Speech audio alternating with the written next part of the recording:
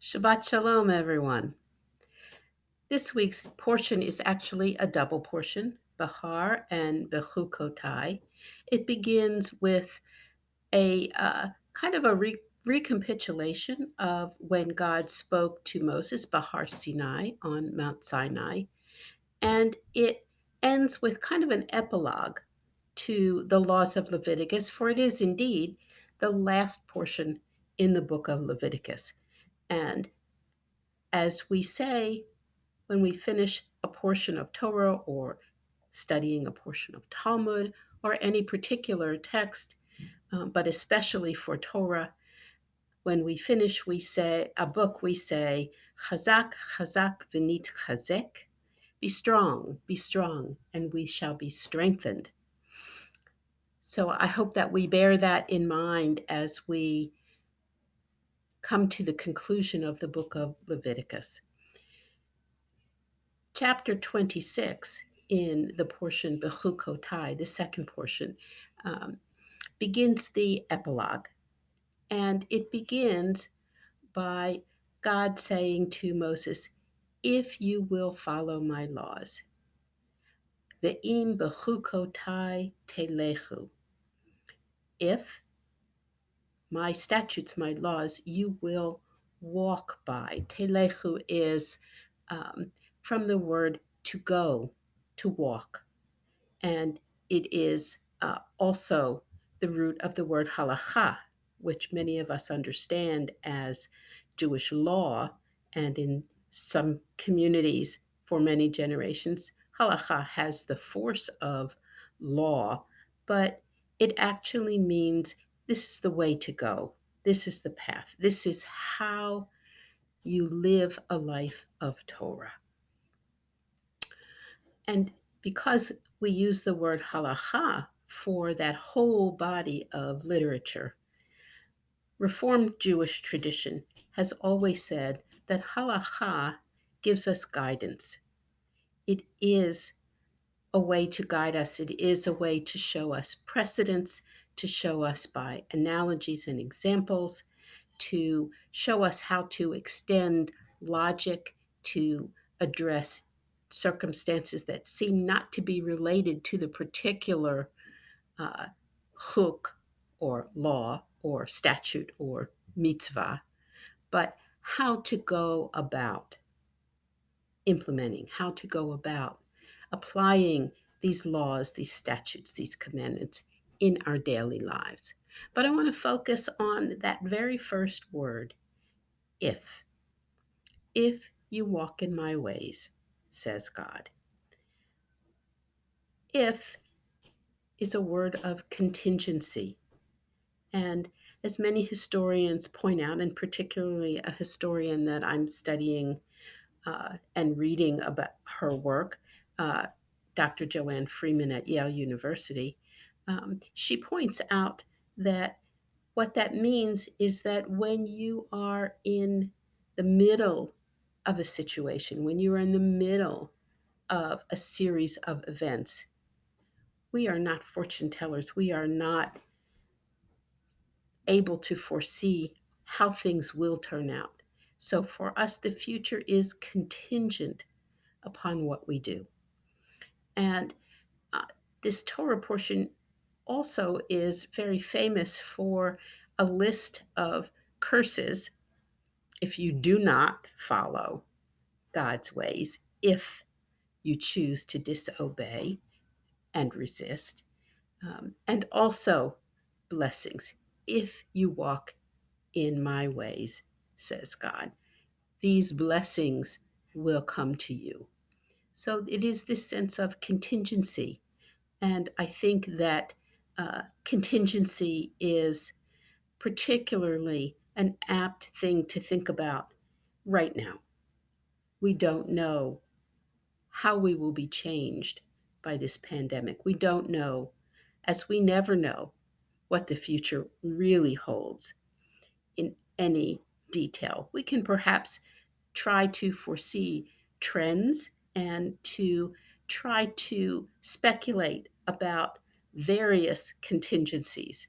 If we do this, then what is likely to happen? But if we do thus and so else, what could happen?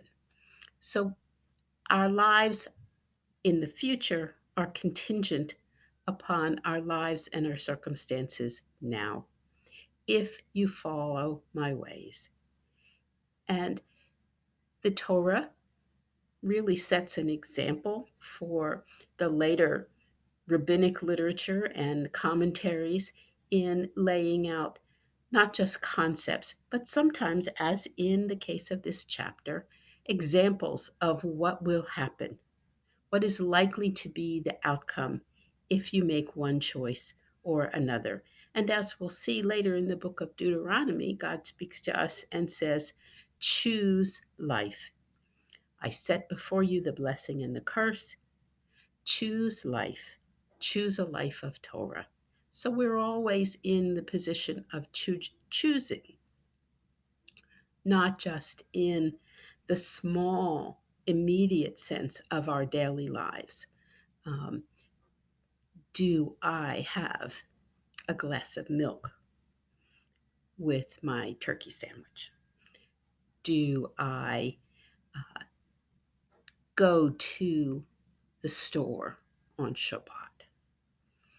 How much is permissible to eat if I'm so famished on Yom Kippur?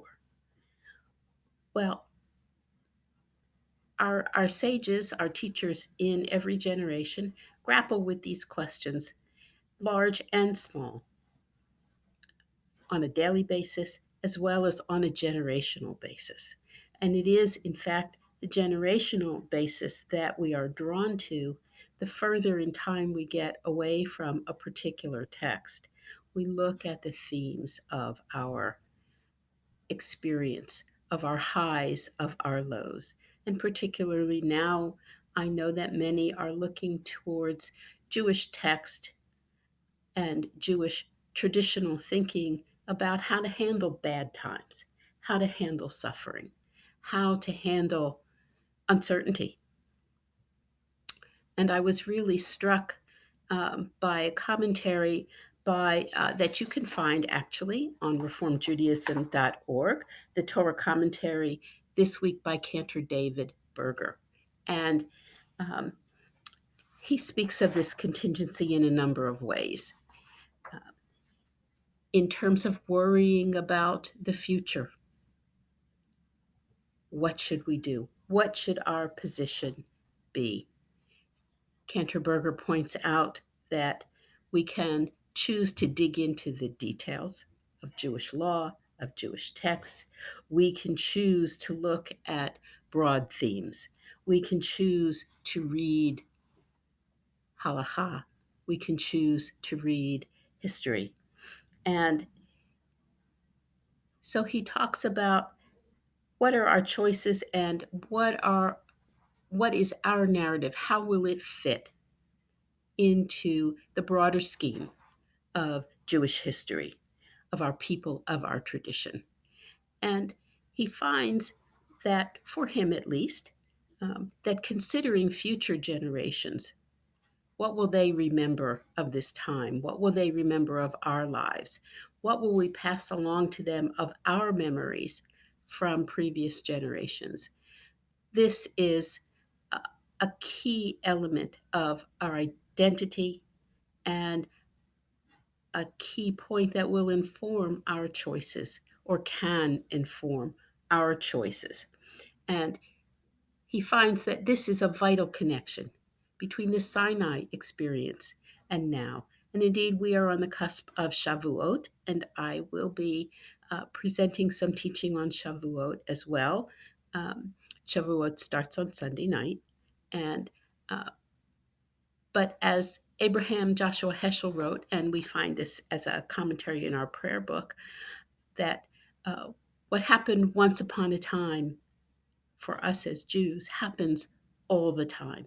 And it is this connection with our past, with our history, this chain of tradition that gives us strength, that has brought us to being alive as Jews in our own day, and that we can transmit to our children and our grandchildren and all generations to come. We receive and we transmit Torah in the smallest and in the largest senses of the word.